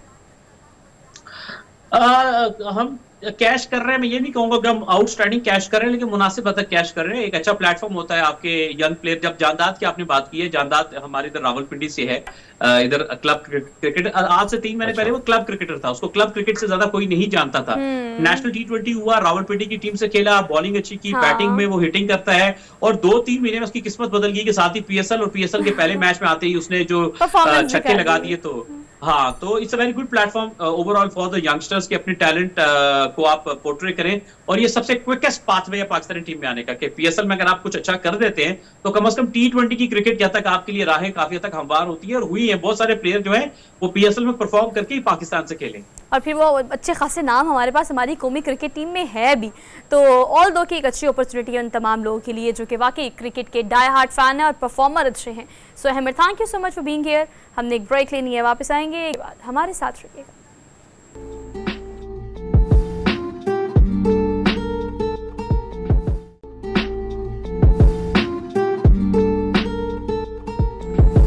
Welcome back after the break. So आज का टॉपिक बहुत इंटरेस्टिंग है, उम्मीद है कि आपको भी बहुत पसंद आएगा, बिकॉज आपके इंटरेस्ट की बात मैं करने लगी हूँ। हमीद, वैसे हमारी ज़िंदगी में हर रिश्ते की अपनी क्रेडिबिलिटी होती है, अपना एक मकाम होता है और हम इसको बहुत इंजॉय करते हैं, जैसे उसका कोई रिप्लेसमेंट हमारी लाइफ में नहीं होती। अम्मा अब्बा को देख लें, बहन भाइयों को देख लें, लेकिन एक चीज़ हमारी ज़िंदगी में, एक ताल्लुक़ हमारी ज़िंदगी में ऐसा होता है जो कि खून का नहीं होता लेकिन दिल का होता है, और उसे हम दोस्ती कहते हैं। जिसे हम देखते हैं कि अगर हम इनोसेंट टाइम्स की बात करें तो उस वक्त में बनने वाले हमारे जो दोस्त हैं, लगता है for the rest of the life ये हमारे साथ रहेंगे, और वो सबसे प्योरिटी फॉर्म होती है दोस्ती की। लेकिन आज का जो सब्जेक्ट है, आज का जो टॉपिक है, वो ये है कि आपके वर्क सर्कल में जहाँ पर आप काम करते हैं, वहाँ पर जब भी आप स्विच करते हैं या किसी ऑर्गेनाइजेशन में काम करते हैं, आपके बहुत सारे कुलीग्स होते हैं, उनमें से एक आधा कुलीग आपका बहुत अच्छा दोस्त भी होता है। लेकिन मेरा सवाल आपसे ये कि जब आप वहाँ से चले जाते हैं उस इदारे से, तो क्या वो दोस्त के साथ दोस्ती कैरी ऑन कर पाते हैं? तो इसका मतलब ये कि आपका कुलीग जब तक आपके इदारे में था, जब तक आप उस इदारे में थे, वो आपका दोस्त था। तो क्या हम इसे कह सकते हैं कि दोस्ती सिर्फ फॉर द टाइम बीइंग थी या गर्ज की थी, या बाज़-औक़ात हमारे इर्द गिर्द ऐसे लोग होते हैं जिसमें कहा जाता है कि हर हाथ मिलाने वाला दोस्त नहीं होता। तो आखिर ये क्यों कहा जाता है? इस लाइन का मेन क्रक्स क्या है? इस लाइन के पीछे एक स्टोरी क्या है? बाज़-औक़ात लोग इतनी अच्छी दोस्ती कर जाते हैं या प्रिटेंड कर जाते हैं कि आप जज ही नहीं कर पाते कि क्या ये वाकई हमारा दोस्त है या नहीं। तो इसी बात के लिए कहा गया है कि हर हाथ मिलाने वाला दोस्त नहीं होता। लेकिन वर्क सर्कल में हमारी दोस्ती कहाँ स्टैंड करती है? जज कीजिएगा आज सबको कि आप जिसके दोस्त हैं या जो आपको कहते हैं कि आप उसके दोस्त हैं, क्या वाकई आप उसके दोस्त हैं? इस पर हम बात करेंगे। लेकिन हरमीत, अगर हम ज़्यादा दूर नहीं जाते, अपनी और मेरी एग्जांपल ले लें। हम दोनों अच्छे कोलीग्स हैं, हम दोनों अच्छे दोस्त भी हैं, लेकिन आज को मैं किसी और चैनल पर जाकर शो करना शुरू कर दूँ तो शायद हरमीत के पास टाइम ना हो मुझे मिलने का। तो शायद हमारी मुलाकात ना हो। तो फिर ऐसा ही है। वैसे मेरा तो एक्सपीरियंस रहा है वैसे बहुत ज़्यादा। मेरे आपकी जगह बहुत सारे लोग यहाँ बैठे हुआ करते थे और बहुत अच्छी अच्छी बातें भी किया करते थे। अब वो चले गए तो शायद ना उनके पास इतना टाइम रहे ना मेरे पास। लेकिन हाँ, एक चीज़ में मैं बहुत अपने आप को खुशकिस्मत समझता हूँ कि मुझे जो मिले, जो दोस्त मिले, चाहे वो बचपन से मिले या अभी मिले, तो लेकिन एक खूबसूरत साथ रहा है, शायद या उनकी वजह से या मेरी वजह से या दोनों की तरफ से। लेकिन ये है कि मैं अपने आप को कम से कम पॉजिटिव समझता हूँ। लेकिन एक बात जो आप फरमा रही है, इसमें कोई शक नहीं है कि जो आपके साथ ऑफिस में काम करते हैं, बहुत सारे ऐसे लोग जिनसे आप काफी जुड़े भी होते हैं, एक प्लेट में खाना भी खाते हैं, शेयरिंग्स भी होती हैं, सब कुछ होता है। लेकिन एक वक्त आता है जब आप किसी और इदारे जाते हैं तो फिर मुश्किल से कई हफ्ते में कॉल आती है। ये वैसे एक्सपीरियंस है। सवाल ये पैदा होता है कि क्या आपकी दोस्ती का तकाजा ये है कि राब्ता होना चाहिए, मिलना चाहिए, या फिर आपकी दोस्ती के तकाजे और हैं? डॉक्टर अफाफ मंजूर हमारे साथ स्टूडियोज में मौजूद है, उनसे इस हवाले से हम डिटेल में ढेर सारी बातें करेंगे। अस्सलाम वालेकुम डॉक्टर साहिबा। अस्सलाम वालेकुम, How क्या are हाल है you? आपके? मैं ठीक हूँ। गुड मॉर्निंग, सुबह बखैर। बताएं, हमने इतनी सारी बातें तो पहले आपके सामने कर दी हैं, लेकिन मुझे एक बड़ा कंसाइज सा सवाल है आपसे। दोस्ती चाहे आपकी इनोसेंट टाइम्स की यानी बचपन की हो या फिर आपके वर्क रिलेशन में कोलीग्स के साथ दोस्ती हो, तकाजे क्या होते हैं दोस्ती के? सोहा, अभी आप दोनों जो बातें कर रहे थे बड़ी इमोशनल सी बातें कर रहे थे आपने और ऑफ कोर्स जो ये दोस्ती है इसमें हमारे इमोशंस शामिल होते हैं। कुछ चीज़ें ऐसी होती हैं जैसे कि हमारे अदर टास्क होते हैं, वो शायद उसमें हमारे इमोशंस इतने शामिल नहीं होते, लेकिन कुछ रिलेशनशिप्स हैं वो ऑफ कोर्स इमोशंस पे ही बिल्ड होते हैं। लेकिन इससे पहले कि बात शुरू करूं, आपने जो बड़ी खूबसूरत एक जुमला बोला कि दोस्त होता नहीं हर हाथ में लाने वाला, और आप इसके जवाब के तलाश में हैं कि इसका क्या मतलब है। क्या मतलब? तो अगर आप ये मुकम्मल शेर फराज का सुन लें तो मेरे ख्याल में उसी के पहले मिसरे में इसका जवाब ही मौजूद है कि तुम तकल्लुफ़ को भी इखलास समझते हो फराज। है। इसका मतलब ये है कि हम जो है वो दोस्त समझते तो हैं कि हर हाथ मिलाने वाला दोस्त हो सकता है, लेकिन इसका जवाब तकल्लुफ़ और इखलास, इन दोनों में आप समझ लीजिए। यानी हम बहुत सारी चीज़ें तकल्लुफ़ में कर रहे होते हैं और कुछ ना समझ लोग जो हैं वो उसको इखलास समझ बैठते हैं। सो ये बड़ा ज़रूरी है कि जब हम अपने रिलेशनशिप्स कहीं भी बिल्ड करें, ख़ास तौर पे वर्क प्लेस में या दोस्तियों में। दोस्ती एक बड़ा कॉमन सा लफ्ज़ है, हम हर दूसरे इंसान को दोस्त कह देते हैं, और ऑफ कोर्स एक जर्नल टर्म यूज़ होती है हमारी, किसी भी वर्क प्लेस पे हों, हम किसी भी कोई सोशल गैदरिंग्स में हों, कहीं भी हों, तो हम कह देते हैं। लेकिन हमें ये देखना कि हमारा दोस्त कौन है और हमारा बेहतरीन दोस्त कौन है। इसीलिए एक लफ्ज़ आपने देखा होगा, बचपन से हम कहते हैं आपका बेस्ट फ्रेंड कौन है। हाँ। इसका मतलब ये है कि दोस्त तो सब होते हैं, लेकिन उनमें से कुछ दोस्त ऐसे होते हैं जो बहुत अटैच्ड होते हैं, बहुत इमोशनल होते हैं, और उनके साथ हमारा इखलास जुड़ा हुआ होता है। तो ये चीज़ें हमें कहीं ना कहीं लेके जा रही होती हैं कि हमने अपना एक फ्रेम जो सेट करना है लाइफ का, जिसमें कुछ लोगों की प्रायोरिटीज़ हैं, वो कौन लोग हैं। और ऑफ कोर्स दोस्त भी हमारे कुछ ऐसे होते हैं जो कि हमारे प्रायोरिटीज़ में शामिल होते हैं और लॉन्ग टर्म चलते हैं। डॉक्टर साहब, ये वाली बात ना आपकी 500% ठीक है कि तकल्लुफ़ में ना आप बाज़ बड़े बाअखलाक तरीके से लोगों से बात भी करते हैं। एक बंदा अब बड़ी एफिलिएशन शो कर रहा है, मोहब्बत शो कर रहा है, तो आपकी वो दोस्ती उससे नहीं भी है तो आप अखलाकन उससे बहुत अच्छे तरीके से बात करेंगे। लेकिन इसको आप किस तरह से बैलेंस करती हैं कि एक है आपकी बचपन की दोस्ती, जब आप इनोसेंट थे, जब आपको कोई मसला मिसाइल नहीं था, कोई परेशानी नहीं थी, कोई जिम्मेदारी नहीं थी, भाग दौड़ नहीं थी, कंपटीशन नहीं था, उस वक्त आप मतलब करप्ट नहीं थे इन सब चीज़ों की वजह से, तो वो जो दोस्ती होती है, क्या वो हम उसको क्रेडिबल कह सकते हैं कि वो रहती है आप? अच्छा सोहा, इसमें थोड़ा सा मैं इसको करप्ट का लफ्ज़ तो नहीं कहूँगी, करप्ट शायद थोड़ा नेगेटिव उसमें चला जाता है, और ऑफ कोर्स हम सब करप्ट नहीं होते। असल में हम मास्किंग कर रहे होते हैं, और यही बात जो जिसको हम उर्दू में तकल्लुफ़ कहते हैं, वो तकल्लुफ़ क्या है, वो एटिकेट्स और मैनर्स हैं। यानी हमारी वर्क प्लेस के कुछ एटिकेट्स होते हैं, मीन्स हमें उसको फॉलो करना होता है। जैसे कि आपने किसी से सलाम दुआ करनी, आपने किसी को जो है वो अपनी जगह पेश करनी कि आप यहाँ बैठिए, आप अपने चाय का कप भी किसी को ऑफ़र कर सकते हैं, मतलब देयर सो मैनी थिंग्स। लेकिन ये तमाम चीज़ें एटिकेट्स हैं जिसको हम तकल्लुफ़ में समझते हैं। असल में जो हम बचपन में होते हैं, बचपन में हम होते हैं प्योर, और उस टाइम पे हम मास्किंग नहीं कर रहे होते, हम वो सब चीज़ें शो नहीं कर रहे होते जो हमें नहीं करनी होती। तो वो जो बचपन की दोस्तियाँ इसलिए बड़ी पुरसुकून होती हैं, बड़ी बेतकल्लुफ़ होती हैं। आपने ये लफ्ज़ भी सुना होगा, बेतकल्लुफ़। हाँ। ठीक है, तो इसका मतलब ये कि वहाँ पे हमें कोई फॉर्मेलिटीज़ नहीं होती, हमें कोई रख रखाव नहीं होता कि हमें जज करेगा। यानी वो हमें वैसे जानता है जैसे हम होते हैं, और हमेशा हम उसी इंसान के साथ कंफर्टेबल भी फील कर रहे होते हैं जिसके साथ हम वैसे ही अपने आप को प्रेजेंट कर सकें। वो कहा जाता है ना, if you are walking on your toes in a group, it means that is not your group. यानी अगर आपको किसी भी जगह पे ऐसे बैठना पड़ता है कि आप थोड़े से प्रॉब्लम में हैं, फॉर्मेलिटी में, तो इसका मतलब है कि आप वहाँ कंफर्टेबल जगह ही नहीं है, वो आपकी जगह नहीं है। हाँ जी अरमीन। डॉक्टर आफाक, एक और चीज़ आप जो फरमा रही हैं, मैं तो वही बात मैंने जो शुरुआत में की कि मैं बड़ा खुशकिस्मत हूँ, मेरे बचपन के लंगूटे यार अब भी वैसे ही और हैं, हरमीत वो आपकी सिलसिला इस भी बात चल की रहा तो है। मैं लेकिन हम जी हरमीत, मैं मुझे बिल्कुल याद है, जी, आप जी, बड़े जी। खुशकिस्मत हैं और लास्ट प्रोग्राम में आपने ऑन एयर अपने एक दोस्त के किरदार की गवाही भी दी थी। हाँ, ये वाली बात आप So कैसे friends are like this, मतलब जो दोस्त होते हैं ना वो ऐसे ही होते हैं। आपके दोस्त तो अच्छे हैं लेकिन आप भी अच्छे दोस्त हैं, अच्छा, इसका आपको आप मतलब भी ये बहुत है। अच्छे दोस्त हैं। अच्छा हरमीत, हाँ जी। होना चाहिए, दोस्ती में होनी चाहिए, एक दूसरे का भरम रखना चाहिए। लेकिन एक चीज जो हम देखते हैं, हम जो फरमा रहे हैं इस वक्त, बहुत सारे ऐसे लोग हमें नजर आते हैं कि वो कहते हैं कि दोस्ती नहीं होनी चाहिए, दोस्त बनाते हुए कतराते भी हैं, नहीं भी रखते। आपको नहीं लगता कि अगर, शायद मैं ये सोचता हूँ कि मेरा जो एक्सपीरियंस है, अगर मेरी ज़िंदगी में दोस्त ना होते तो बहुत सारी चीज़ों के हवाले से शायद मैं उस जगह पर ना पहुँच पाता जो कहीं ना कहीं उनका हाथ है, मेरी ये सोच है। लेकिन बहुत सारी चीज़ों के हवाले से एक सहारा भी आपको मिलता है, आप एक सपोर्ट में होते हैं, कहीं ना कहीं आपको लगता है कि हाँ, ज़िंदगी में मेरे साथ है तो मैं आगे आगे बहुत कुछ कर सकता हूँ, यानी कुछ सहारा होना ज़रूरी है। आपको क्या लगता है कि ये जो दोस्ती ना करने वाले जो लोग हैं, क्या चीज़ होती है कि कौन सी कमी होती है जो दोस्त नहीं बना सकते, या इनको बनाने नहीं चाहिए या बनाने चाहिए, क्या कहती हैं आप?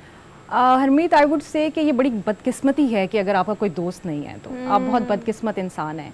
हम हमेशा ये दुआ करते हैं कि अल्लाह ताला हमारे रिस्क में इजाफा करे, हमें अच्छे लोग मिलाए। ये जो रिस्क है, दोस्त भी एक रिस्क की तरह होते हैं, यानी आप के वसाइल दोस्तों की वजह से बढ़ते हैं, आपके जो इमोशनैलिटी है, यानी आपके जो सब इमोशंस हैं जो कि बहुत ज़्यादा डिस्टर्ब्ड होते हैं, आप बहुत ज़्यादा बाज़-औक़ात परेशान होते हैं, आपके ऊपर स्ट्रेसेस होते हैं, आपके दोस्त हमेशा वो आपके लिए रिलीफ का एक ज़रिया बनते हैं। तो ये लोग जिनके कोई दोस्त नहीं होते हैं, दोस्त नहीं बना पाते, असल में उनके साथ कहीं ना कोई इमोशनल प्रॉब्लम होती है, उनके साथ कोई ना कोई साइकोलॉजिकल इश्यूज़ होते हैं जो वो अपने रिलेशनशिप्स को निभा नहीं पाते हैं।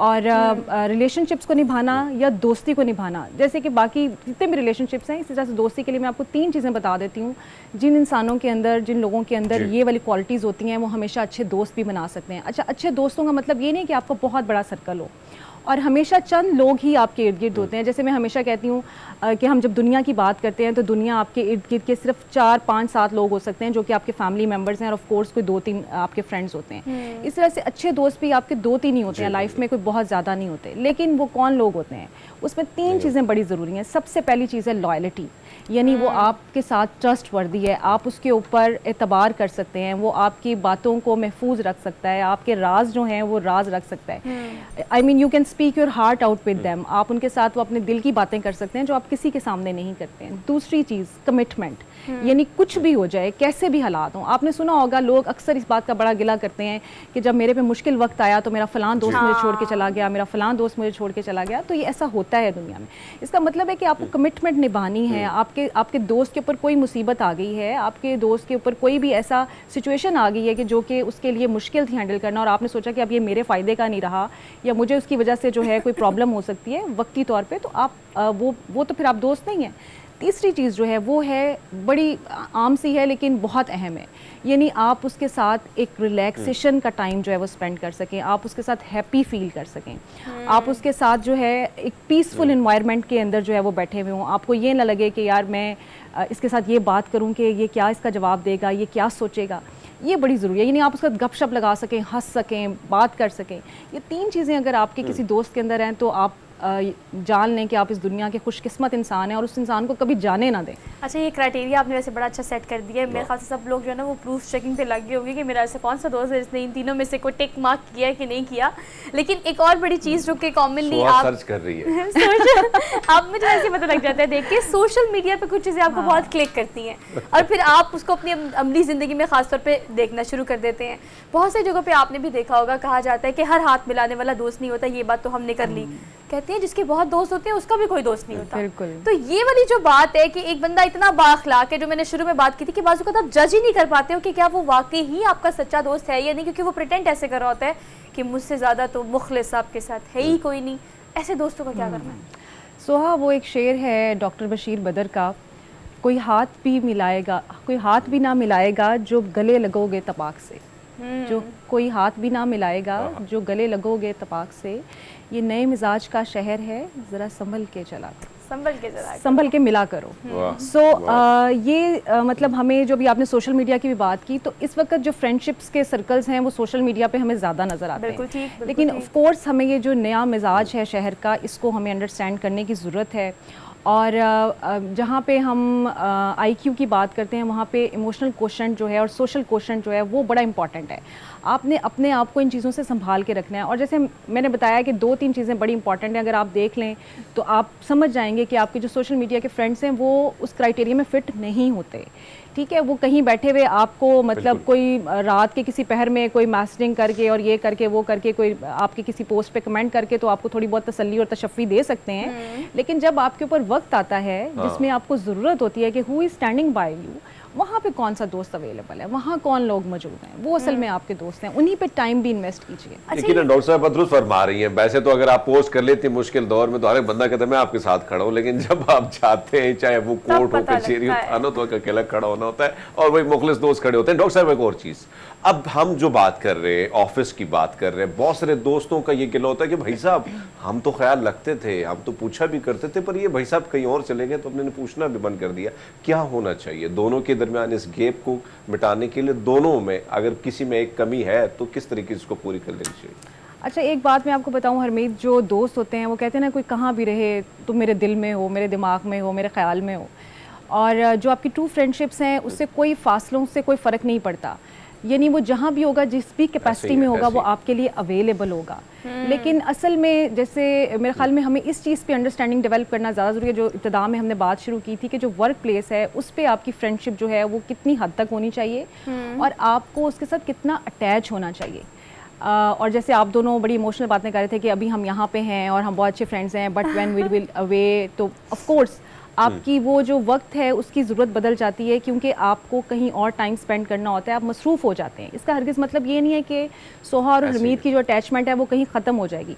असल में तो ये चीज़ है ना कि अगर कहीं भी सोहा को ज़रूरत होगी कि इस वक्त में हरमीत मेरे काम आ सकता है, तो हरमीत वहाँ पे मौजूद हो और उसको फैसिलिटेट कर सके। So this is the thing. लेकिन हमें बहुत ख्याल रखना चाहिए जब हम वर्क प्लेस की फ्रेंडशिप्स की बात करते हैं, एग्जैक्टली, उसमें हमें कुछ हमारी वर्क प्लेस के एथिक्स होते हैं, कुछ वर्क प्लेस की रिक्वायरमेंट्स होती हैं।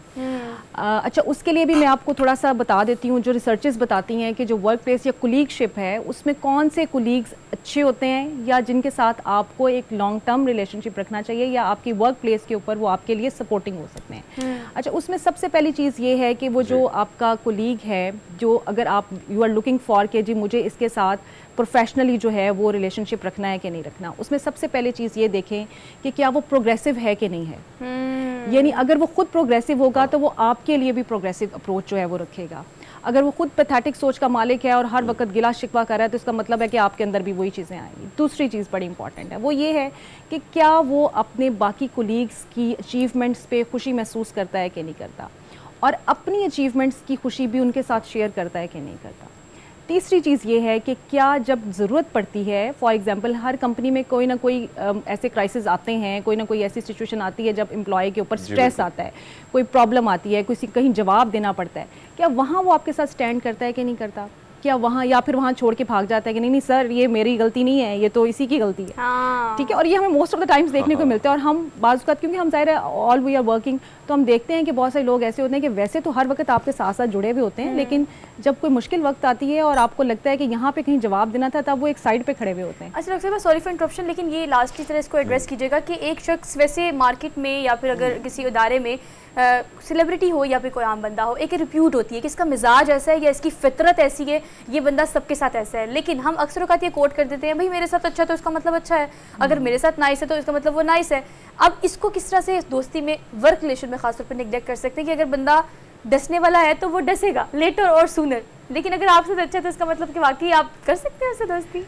ज़ुहा, वो कहते हैं ना कि ज़ुबान खलक को नकारा है खुदा समझो, तो इट्स वेरी ट्रू कि वो जो फेम होती है आपकी वो ऐसे नहीं बनती है, कहीं ना कहीं कोई ऐसी चीज़ें होती हैं, बिल्कुल कुछ ऐसी चीज़ें होती हैं जो आपको उस रेफरेंस के साथ हाईलाइट कर रही होती हैं।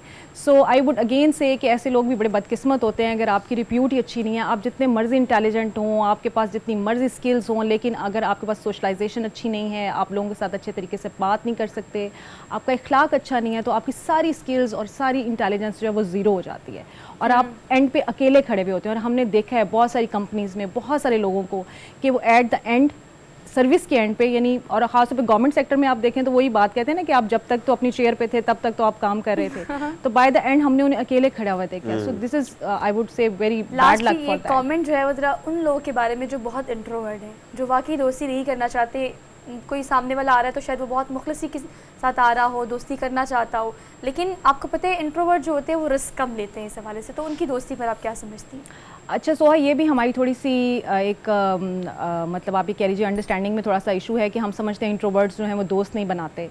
असल में इंट्रोवर्ट्स ही तो हैं जो कि असल दोस्त बनाते हैं, ठीक है। जो एक्सट्रोवर्ट्स हैं वो उनका social face, yes they are socialising, वो जैसे वही बात है कि बहुत सारे दोस्त होते हैं, बट इंट्रोवर्ट्स आर, क्योंकि वो थोड़ा सा बहुत देखभाल के हर चीज़ को बहुत सोच समझ के करते हैं और वो वहाँ देखते हैं कि जहाँ उनकी बहुत ज़्यादा कोई वाइब मैच हो रही है वहाँ पे वो फ्रेंडशिप्स करते हैं और उनकी फ्रेंडशिप्स बड़ी लॉन्ग लास्टिंग होती हैं और उनको वो जो फिर सोशल और इमोशनल किस्म के वो जो आते हैं ना बम्प्स आते हैं वो कम फेस करना पड़ते हैं। अदरवाइज जो एक्सट्रोवर्ट्स हैं दे आर अपीरेंटली वेरी गुड, वो बहुत एनर्जेटिक लग रहे होते हैं, लगता है कि इनका सोशल सर्कल है, लेकिन उनकी इनर आप कभी देखें ना तो वो बड़े जख्मी भी होते हैं। चलिए जी, thank you so much for being there. और जिंदगी में बहुत सारे हरमीत एक्सपीरियंसेस का at the end of the day हम ये सीखते हैं कि हमें दोस्ती किससे करनी चाहिए और किससे नहीं, और तलख तजुर्बे जो है वही आपको सिखाते हैं। लेकिन आजकल तो आपके राइट लाइफ इतनी एग्जाम्पल है कि आप उनसे भी सीख सकते हैं, तो सीख के देखभाल की दोस्ती करनी है, वर्क रिलेशन हो या आपकी पर्सनल लाइफ। आपसे लेंगे अब इजाजत, इंशाल्लाह मुलाकात करेंगे कल नए टॉपिक नए इश्यूज के साथ। अपना बहुत सारा ख्याल रखिएगा, अल्लाह हाफिज।